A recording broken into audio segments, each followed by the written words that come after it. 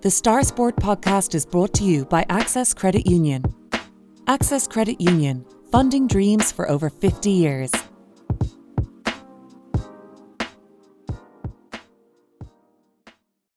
Close your eyes and pull like a dog. And a new Irish record for Phil Healy, 22.99.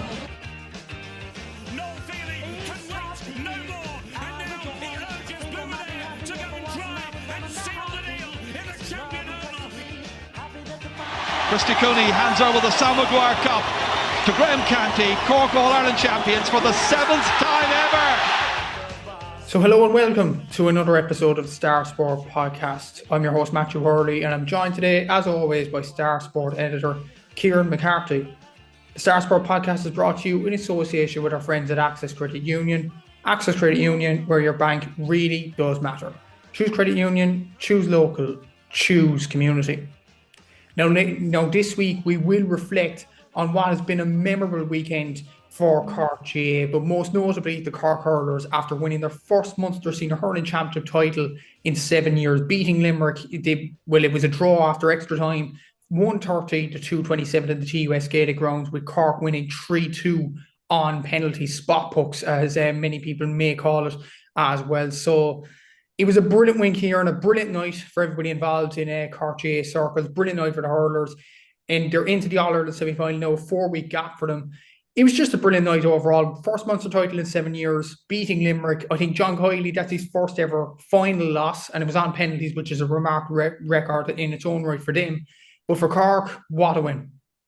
Exactly, and kind of summed it up well there, Matthew. And the hype is real, all aboard the hype train. In fairness to the Cork hurlers, they've done all that can be asked of them so far this year. Won the Division 1 league title for the first time in a good 3 years. Now won the Munster Championship for the first time in 7 years and beaten a Limerick team that had won 6 titles in a row in the run up to last Saturday night, and a Limerick team that had beaten Cork by 16 points only 3 weeks previous. So it's so far so good for the Cork hurlers. It really is 2 down, 1 to go, and it's the big one to go now. But if you're a Cork hurler or a Cork hurling fan, I think you'd have to be feeling kind of quietly confident about what's to come in the I suppose the All-Ireland series now, the kind of the business end of the season, because it's great and it's brilliant that Cork have those 2 trophies in the bag, the league and the Munster Championship.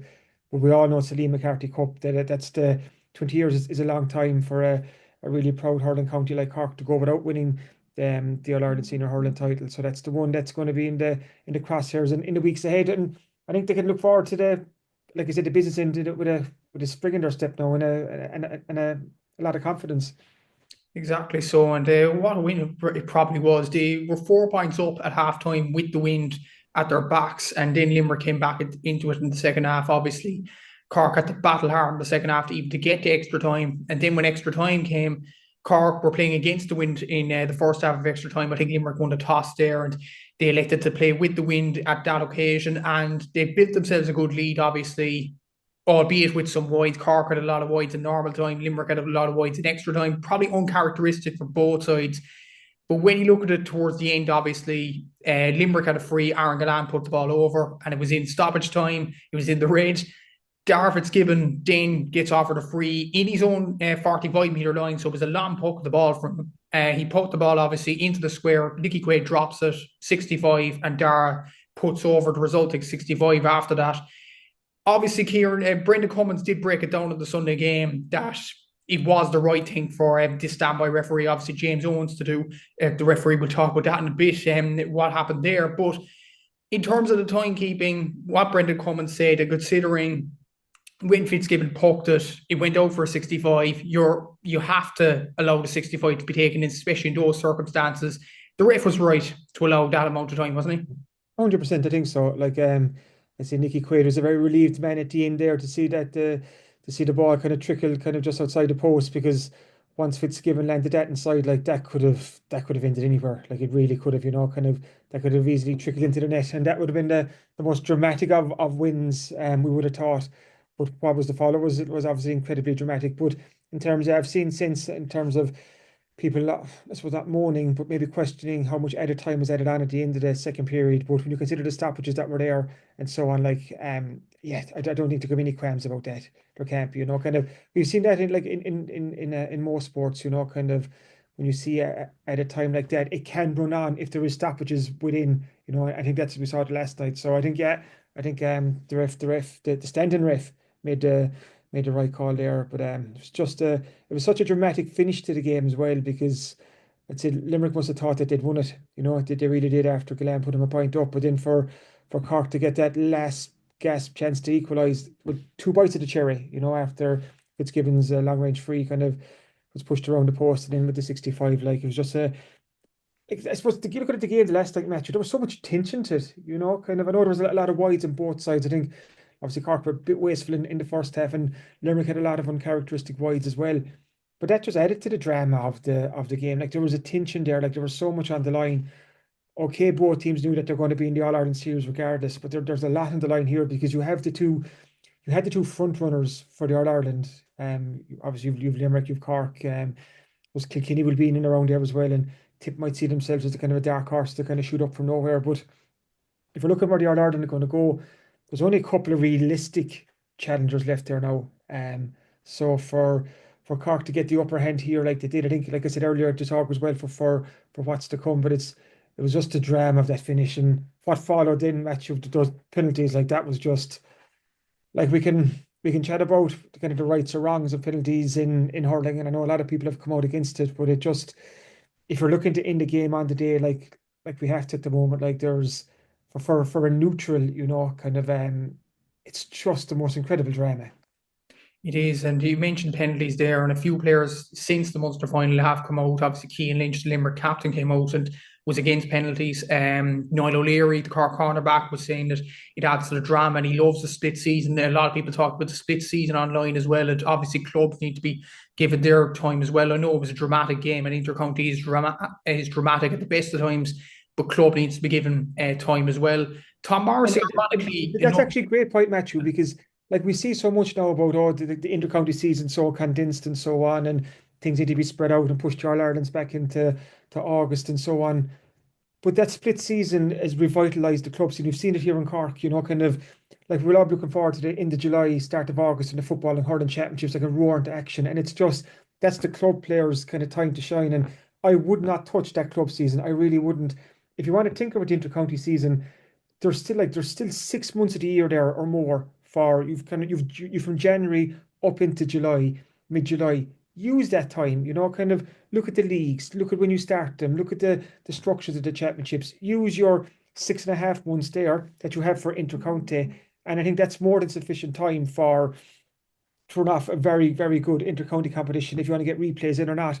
But please don't start tinkering with the club season, because it's so important, kind of 95, 98, 6, 97, 98% of players are club players, kind of in relation to inter-county is what I mean. So I really would just leave the club season alone. Do your tinkering within that window that you have for the inter-county season. But that's my little mini rant on that.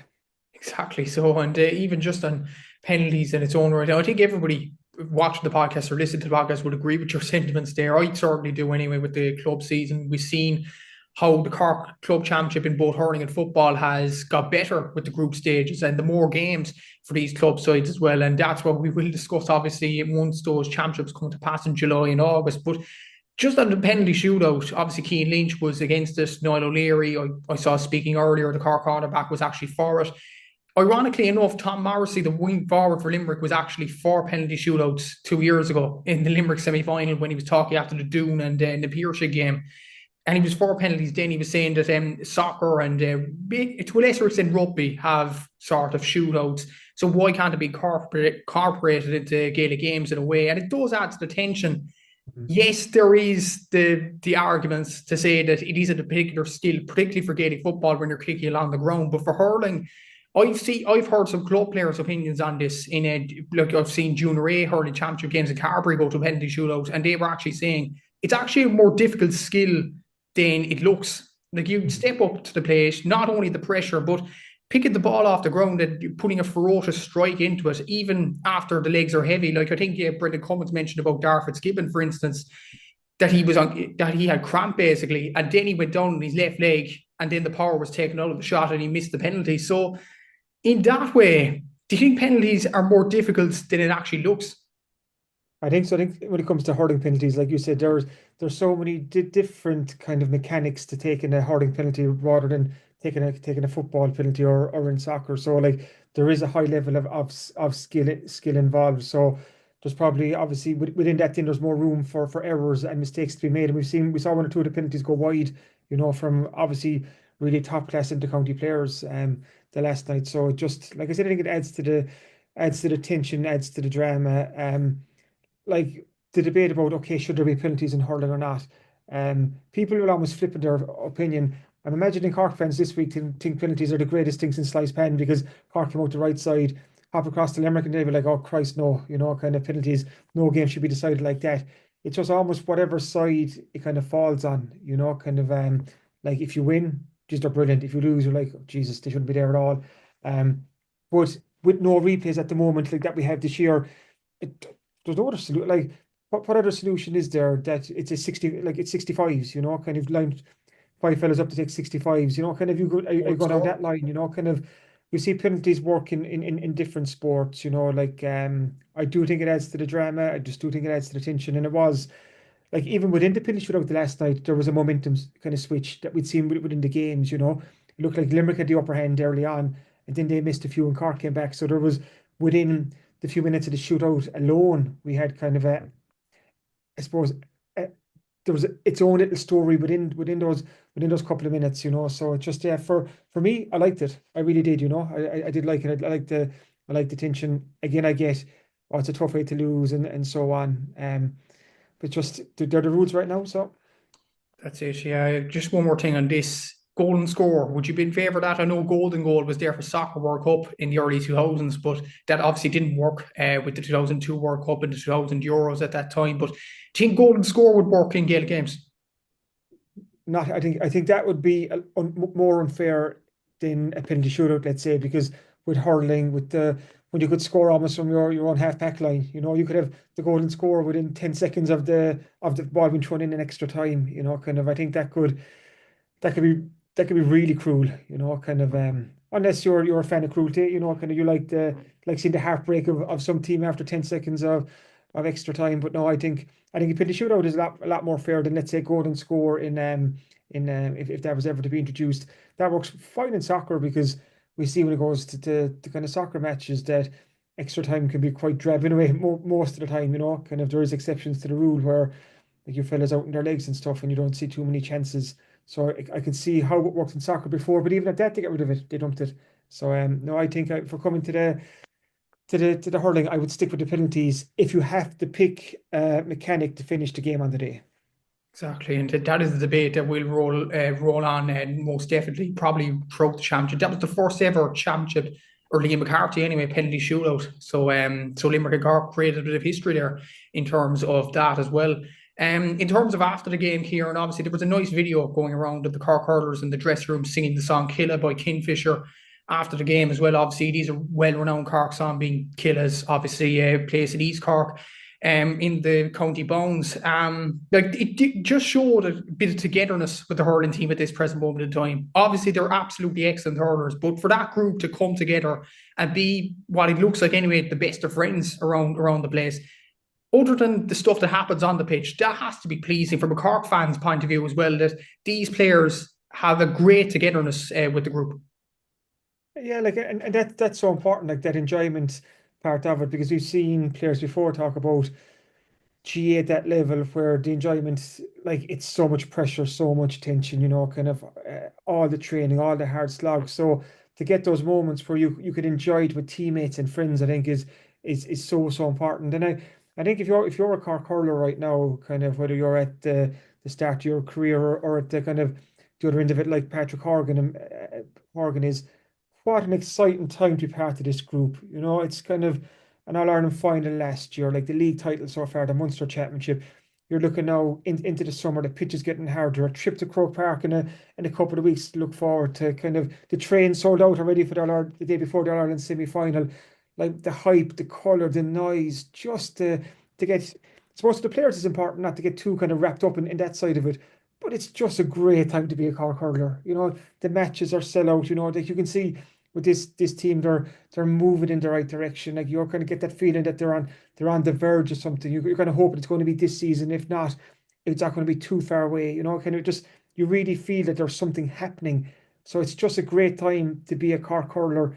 Great time to be a Cork hurling fan as well. You know, it's just, and then to see those videos of the team celebrating together and just having fun like that. Of course, that's going to bring closer together. That's going to bind lads. You know, because they've had the tough days like we saw in the All-Ireland final last year, but don't have those great days and the taste of it. Like, and they'll want more and more. So it's just kind of it does look onwards and upwards for this group, and like that business end of the season, like it's just looking quite tasty right now. It definitely is for the Cork hurling team, and now we have to think about the future for this team as well, because like the All-Ireland draw is pretty much set up in terms of the permutations and things like that. So just to make a long story short, if Limerick or Galway win their quarterfinal, then the bracket will stay the same. So Cork will come up against either Galway, Laois or Tipperary in the All-Ireland semi-final in 4 weeks' time. And on the other side of the draw, then you have Kilkenny, the Leinster champions, coming up against either Limerick, Kildare or Dublin on the other side of the draw. So it is teed up potentially for a Cork-Limerick trilogy, the completion of it. Even though Kilkenny might have something to say about that when it comes to it, or even, let's say, Tipper Galway coming out of the side with Cork. So that's quite exciting. Look at that draw there in terms of the hurling championship moving on down the line. It is like the prospect of that trilogy, you know, that the third championship meeting this season would be incredible. The likes of Tip, Galway, Kilkenny, like they'll have something to say about that, you know, kind of there's a lot of hurling to be played before we get to the All-Ireland final. Like Cork, a 4-week break now to the semi-final, and maybe playing a team like Tip, you know, who'd be after coming through with a game under their belt. You know, you've all those kind of permutations to kind of take into account as well. On the other side, then you'll have Kilkenny waiting for a Limerick team who'll have a game under their belt. You know, Limerick could start to build up a bit of momentum. Then, like they'll be hurting from last weekend. They'll feel it's almost one that got away. Like they did a couple of bad wides as well. You know, so they know that they're not too far off where they want to be. So it would be incredible to have another Cork Limerick game this year in an All-Ireland final. Like that would be that'd be an occasion to look forward to. But you just can't look too far ahead. You know, kind of if there's going to be a shock somewhere, like you're going to Kilkenny aren't. We know Kilkenny are like. Tip will be the underdogs when they get if it is them getting through to that semi-final. But like they'll have nothing to lose then. So there's a lot of hurling to be played. But yeah, that is a realistic option that we could see these two teams go into battle again. Exactly. So, and just before we leave the hurling, do you think Cork can do it? Is it their year to win the treble this year, the league, the Munster, and eventually the All-Ireland? Could they do it? Of course they could. They could do it. What a dream season that would be. You know, there'll be a statue of Pat Ryan put up somewhere, I think, you know, kind of the man who's helped end all these different routes. But as great as it has been to win the league and the Munster Championship, and we've seen the celebrations and ending those particular kind of mini droughts and mini famines, if Cork can win the Lee McCarthy, like that's the big one. That's the one all Cork fans want. I think there'd be a kind of a rebel bank holiday Monday called on, like an official bank holiday just for Cork, and that and the Monday after All Ireland, because the celebrations would just they'd rumble on. You know, I think they'd lift the whole county. So can it be done? I think it can, yeah. But there's, like I said, there's a lot of hurling to be played, and there's that shadow of a Limerick team on the other side of the draw who are not too far away. Like they're a team who knows how to win the big prizes. They'll be hurting big time after last weekend, but they'll have the knowledge to know that they're not too far away. And I think they'd relish the chance to take on Cork again, as much as Cork would relish the chance to take on Limerick on the big stage. So I think there's a lot of hurling to be had yet. But like I said earlier, an exciting time to be a Cork hurling fan. Exactly. So, and hopefully they can go on and win the treble. I think that'll be the first time since 1970 if it is to be completed. So we'll have to see what happens there. Moving to the big ball now, and obviously we've been on this podcast for a while this year talking about the Cork footballers. Obviously they haven't had quite the success at the hurlers. Obviously, they've lost their 2 opening games in the All-Ireland Championship to Meath and to Kerry, so they are under the back foot. There's no doubt about that. They go into the game against Roscommon at 4:15 this Saturday in Laois Hire O'Moore Park in Portlaoise. This Saturday, obviously, under a bit of pressure. They have to win this game. There's no permutations, no extraordinary permutations here. They have to win the game. A draw or loss, and Cork are out of the championship before even the knockout stages in the preliminary quarterfinals. It's a lot of pressure under John Cleary's team here, but as we've seen before with the Cork footballers, when they've been under the cosh before, they seem to pull the rabbit out of the hat. Can they do it again this weekend? I think they can.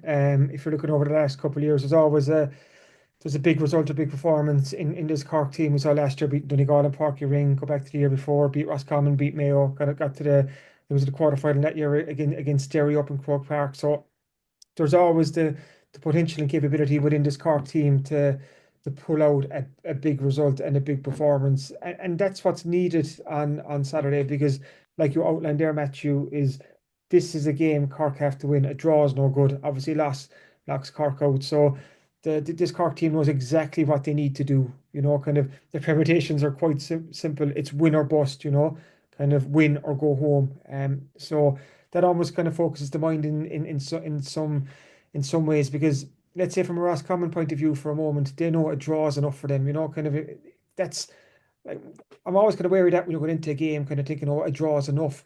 I think to be in position of Cork knowing it's win or nothing, I think that's almost, it just kind of, there's no shadows there. There's no ambiguity. You know exactly what you need to do. The question now is, can this Cork team go out and get the win they need?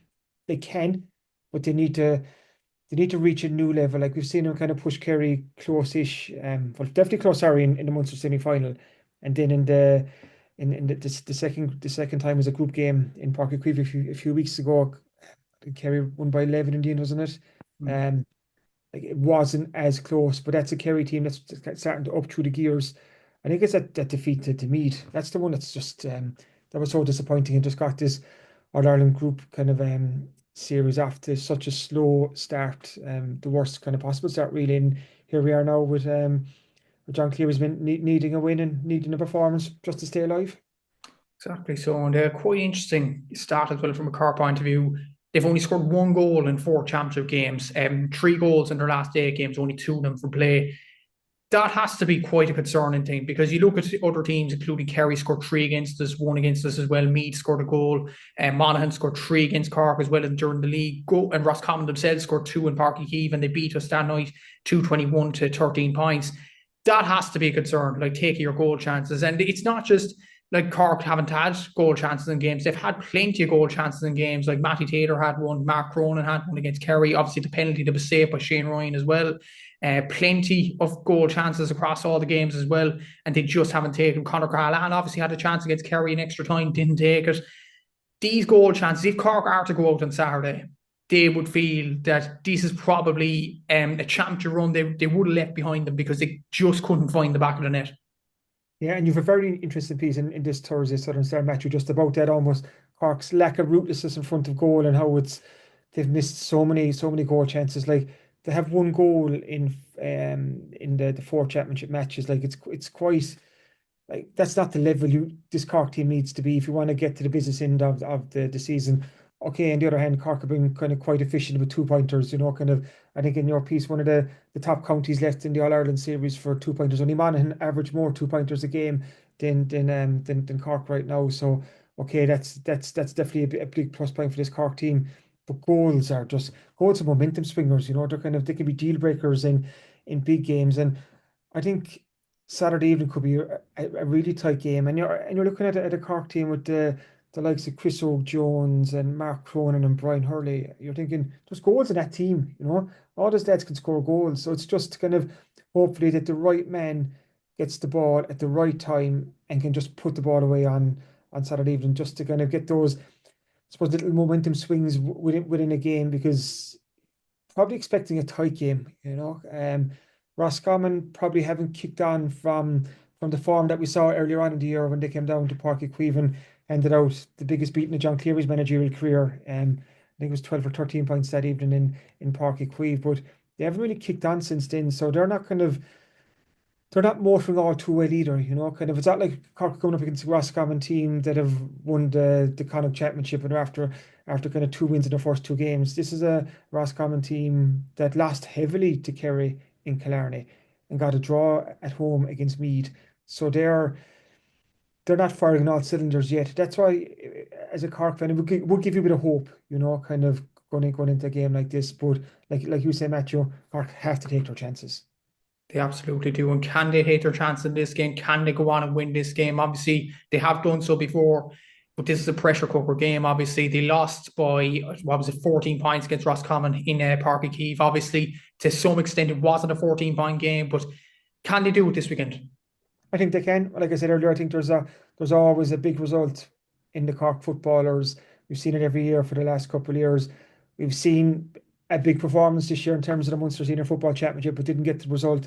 So hopefully now we can see both. That we can see that big Cork performance, and we can see a Cork win to put the Rebels through to the preliminary quarter-final, because that's what it's going to have to take. If like we've talked enough for this podcast, Matthew, about this Cork football team over the last while, like kind of been stuck in Division 2 for how many years now, can't get up to Division 1. We know that Cork desperately want to get up to Division 1 and get that exposure to the top teams up there.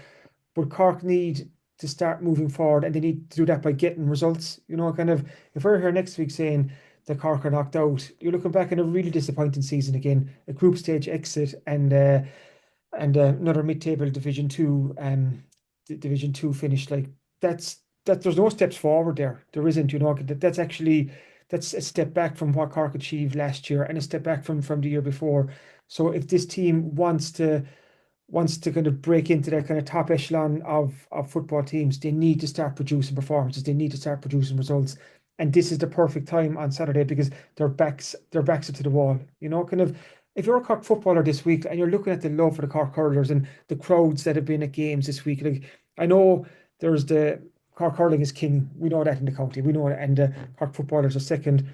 But wouldn't you love a bit of that for yourself as a Cork footballer in terms of having that colour, buzz, and excitement? It is a long way for the Cork footballers to get to become All Ireland contenders, But you have to start somewhere, and you have to start kind of beating a good team like Roscommon. We've said it before. Like we expected Cork to beat Limerick in the Munster Championship, and they did that. But you have to beat teams in and around you consistently, and even a team like Roscommon, who would be a bit ahead of Cork in terms of where they are in their development and players and so on. But if Cork can get a performance and can get a win on Saturday, it's just a spark that the football setup needs right now. Exactly so, and hopefully Cork can get the win that they need this Saturday. And finally, the LGFA team are also in action this weekend. They face Kerry in Super Valley Páirc Uí Chaoimh this Saturday. This is a 3-team group in the All-Ireland LGFA Championship. Cork, Kerry and Mayo. Kerry and Mayo played in the first round last weekend, with Kerry winning out in Tralee on a scoreline of 12 points to 1-4. So not as comprehensive as we probably would have anticipated from Kerry, but they got over the line against Mayo in the end. You would suspect that it would be Cork or Mayo that will get the second spot and into the All-Ireland quarterfinals after that. But this Kerry game, Kieran, how crucial is it for Joe Carroll's team? Is there much pressure on them, considering there is a game against Mayo moving on down the line? Yeah, it looks like it's going to come down to that final round game.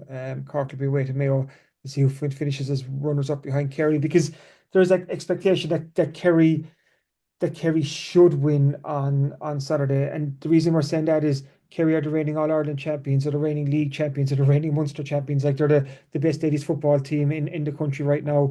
When the counties met a couple of weeks ago in the Munster Championship, Cork lost to Kerry. So all the form lines would kind of point to say that Kerry will more realistically win on Saturday in Páirc Uí Chaoimh. Plus the fact that they're just after a game last weekend, whereas Cork had to sit that week out. These Kerry players are after just a game, so they'll have that match rhythm back again after the Munster Championship. It's been a while since the Cork ladies played. Since Cork ladies played last, Kerry have been in the Munster final. They played their first round of their All-Ireland series, so you would think that they'll be in good shape going into it. But from, I suppose, from Joe Carroll's point of view, you're looking for just a good, solid performance. Obviously a win is what they want, and they'll be going out there to win the game, and they'll be going out there to cause Kerry problems. But if we're being realistic and seeing where the two teams are in their development and journeys right now, Kerry are just at a higher level than Cork. So That's why Kerry looked like the sensible bet in this game. But if Cork can get a good performance and just get something to give them a bit of momentum going into that last game against Mayo, which is the crunch one, I think that'd be quite important. So it's a game I'm looking forward to, just to see what this Cork ladies team are at. Because we've spoken about it before. This is it's a young Cork ladies football team. It's a new look Cork team. It's the new management this year. New management trying to get across their game plan. It's very much a team in transition as well. So they're a team that's kind of hopefully trending upwards, and it's kind of big gut checks like this is where you start to learn a lot about the team and the players. Exactly. So wishing Joe Carter and his team the best of luck for the weekend. And just away from the inter-county game into the club game now, or divisional game, Beara dropped out of the county divisional championship over the last week because of obviously lack of players again. I think that's what, the third year in a row that Beara dropped out of the championship. It's very, very concerning for the division, and it's another sad story for a football team that is steeped in tradition, have done well in years gone by at under 21 level, and they've dropped out again this year. Yeah, it's disappointing for Beara football. Like you said, it's the third year now in a row that we'll have no Beara team in the county Premier Senior Football Championship. 2022 was the last season that Beara were in action, and even the two seasons before that, 2020 and 21, Beara weren't in action either. So that's 5 of the last 6 championship seasons. There's been no Beara senior football team for such a proud division, with such a proud history of footballers over the years. You just think like Kieran O'Sullivan straight away, kind of what a superb player he was, kind of legends of the game like that, who from obviously Beara won county titles as well, even go back just to the 90s, so for the division it's disappointing. What happens from here? That really is the question. We have an interview with Beara chairman Michael Murphy in this Thursday Southern Star, where I even asked him, I said, like, what is the future for this Beara team? Like, is there a serious concern that we won't see Beara field again for however many years, and he's kind of quite honest in the piece too, and he also puts forward some of the kind of suggestions that he feels could help Beara field. So I'm not going to say too much here. We want people to go out and buy the Star on Thursday, or buy our e-edition, because that's obviously available from Thursday morning as well. But I think it's quite an important story, because we saw the Avenue footballers put out as well, and this division and colleges section of the county senior football championship, it's become a bit of a farce over the last couple of years. It really has, and it's kind of sad to see. Kind of.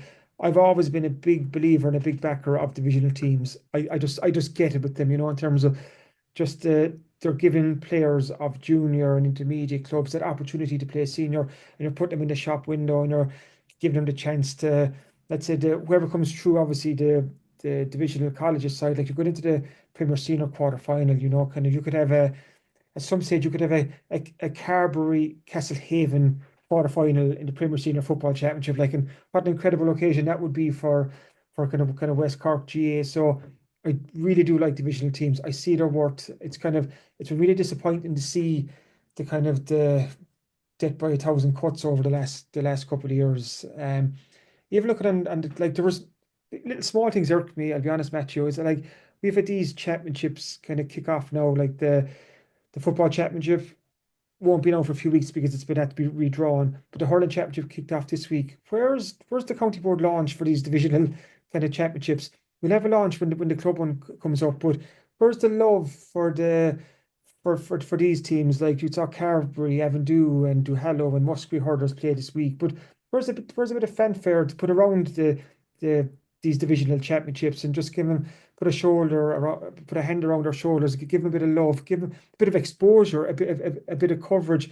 Even I got on here, right? I'm going to hop on the Cork GA website now, right? Just and when you go under fixtures and results, right, you see the McCarthy Insurance Football League, Red FM Hurling Leagues, Co-op Superstores with the Confined Junior B, the McCarthy Insurance Confined Junior B and Junior C Football Championships. There's no instant tab within the fixtures and results kind of a drop-down menu for the unseeded section of the hurling championships that kicked off this week, or the football championships. Why is that? You have to go searching within all competitions to find the fixtures and what's coming up. Like, kind of, do they not deserve a tab? Kind of, where's the noise, where's the colour around them? Kind of I think the county board as well. I know Beara have looked for the window of games to be be moved possibly, and that wasn't a runner. But how much are we accommodating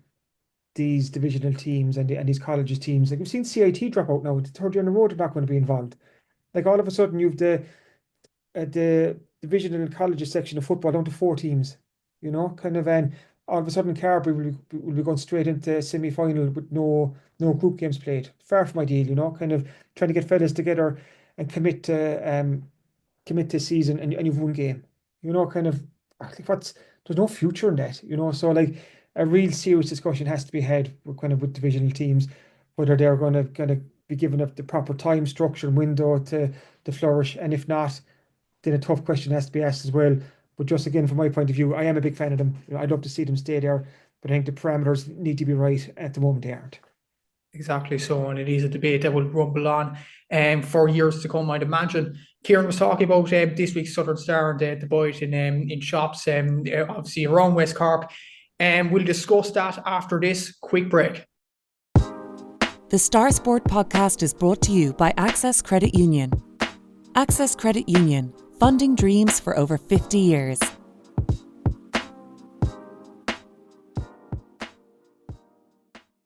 So it is that time of the week again where we discuss what's in this Thursday Southern Star Sport section. So what should we expect this week here?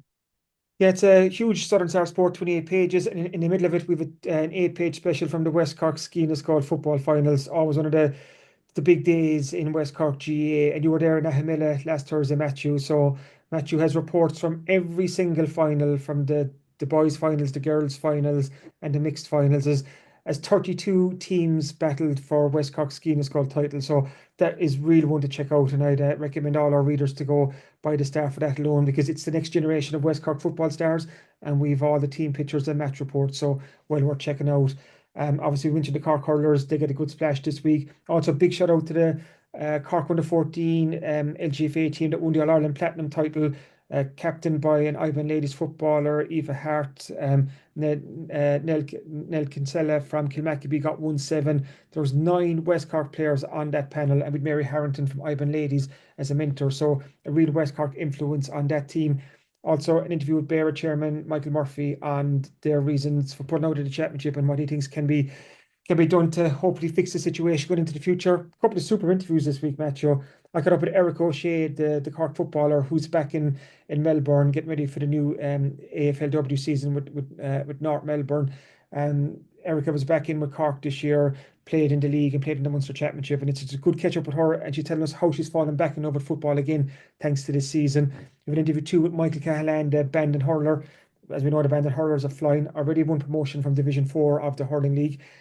We've also had a catch up in the county leagues where Argadine Rangers and Kilmacabea have both promoted, so congratulations to them. I'm going to squeeze a few more in. We have Darren McElhinney ran a new 5,000 metre PB. Baltimore FC got their hands on the West Cork League Championship title, and have a good interview with Jason Minahan there, who let us in that there will be someone dressed as a crab in the square in Baltimore at some stage this summer. So if you're out and about in Baltimore and you see someone dressed as a crab, Thursday Southern Star will give you all the context that you need about that.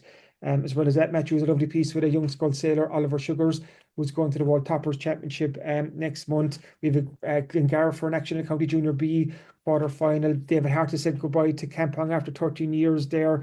We've motorsport, we've harness racing, we've rowboat, we've soccer, so much in there. Just please go out and buy Thursday Star, because we will entertain you. Exactly so. And as usual, if you are further afield or can't make it to the shops, you could subscribe to the Southern Star e-paper and get the Southern Star on your laptop, tablet or phone. Just go to www.southernstar.ie/subscribe, enter your details, and you get an exact replica of the newspaper for less than €2 per week. As always, thanks for listening to the Star Sport podcast, and thanks again to our sponsors at Access Credit Union. If you've enjoyed this, please remember to rate, review and subscribe to the podcast wherever you get your podcasts, and we'll be back again next week. Until then, take care.